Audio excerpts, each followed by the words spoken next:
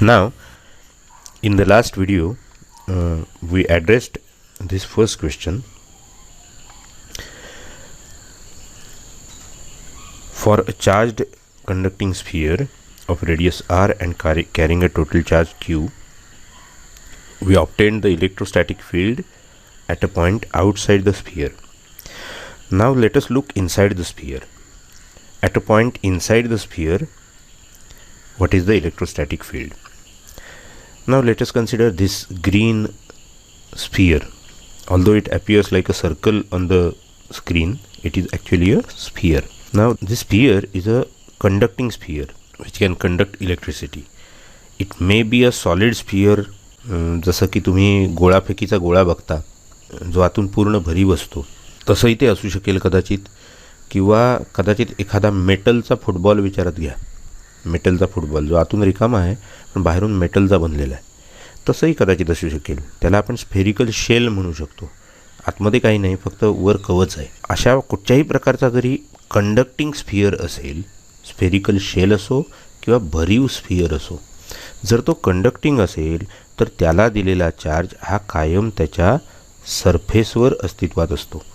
मी गेल्या व्हिडिओमध्ये सुद्धा तुम्हाला सांगितलं आहे की कंडक्टिंग मटेरियलच्या बाबतीत चार्ज हा कायम सरफेसवर राहतो, आतमध्ये राहत नाही. Now accordingly, so this is a conducting sphere of radius capital R. Now all the charge is residing on the surface of that conductor.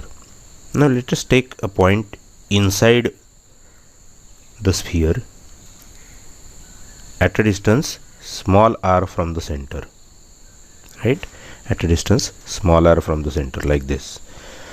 Now let us draw a Gaussian surface, imaginary Gaussian surface of any shape, not necessarily a sphere, but for simplicity I will take a sphere, but any shape like this with r on the Gaussian surface, with this point as a point on the surface. Now as the entire charge resides on the surface of the bigger sphere or metallic sphere, here take a note that r is less than capital R. Previously we took a Gaussian surface with r, small r greater than capital R, so that Gaussian surface was covering the charged sphere. Here the imaginary Gaussian surface resides completely inside the charged sphere.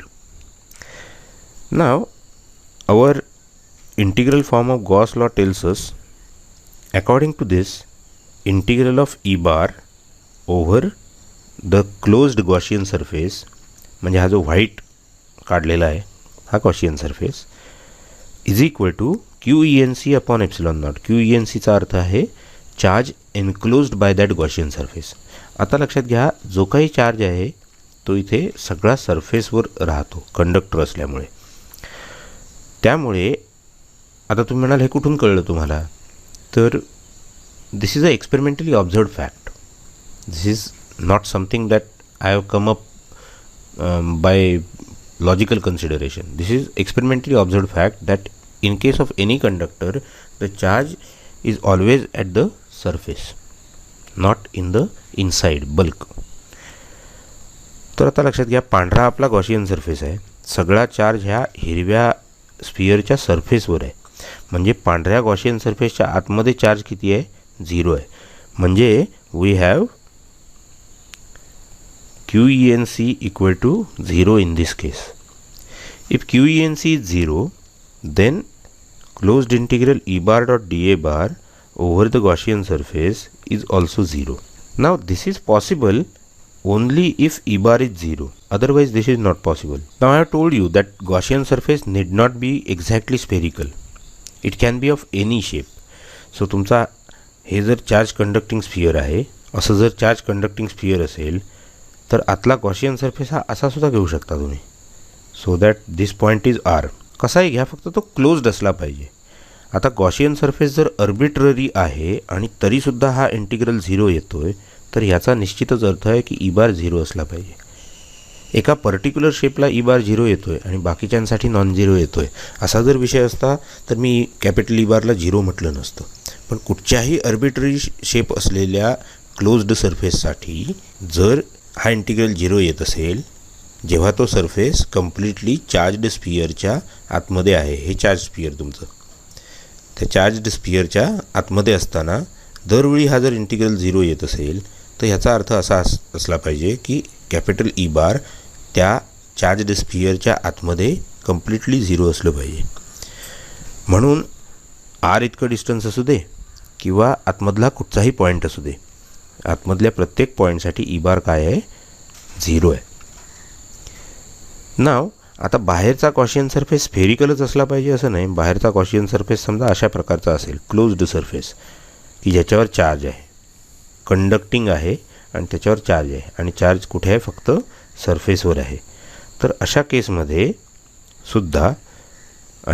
सुद्धा आतमध्ये घेतलेला कुठचाही arbitrary Gaussian surface त्याच्यासाठी QENC 0 असणार आहे, म्हणजेच त्याच्यासाठी हा इंटिग्रल 0 असणार आहे, म्हणजेच त्याच्यासाठी त्याच्या सगळ्या पॉईंटसाठी सरफेसवरच्या सगळ्या पॉईंट्ससाठी त्या असं समजा जर मी एखादा गॉसियन सरफेस काढला आतमध्ये तर या गॉसियन सरफेसच्या सरफेसवरच्या प्रत्येक पॉईंटसाठी ई बार काय असला पाहिजे, 0 असला पाहिजे.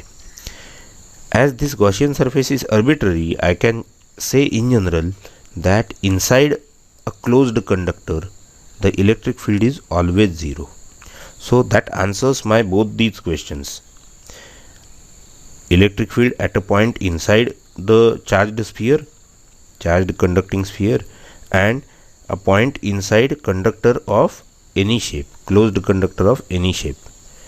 मग तो कंडक्टर स्फेरिकल असो, चार्ज्ड कंडक्टर स्फेरिकल असो किंवा स्फेरिकल नसो, जिथपर्यंत तो चार्ज्ड कंडक्टर आहे आणि तो क्लोज्ड आहे तिथपर्यंत त्याच्या आतमधल्या सगळ्या पॉईंट्सना इलेक्ट्रिक फील्ड काय असणार आहे, 0 असणार आहे. So that answers our question.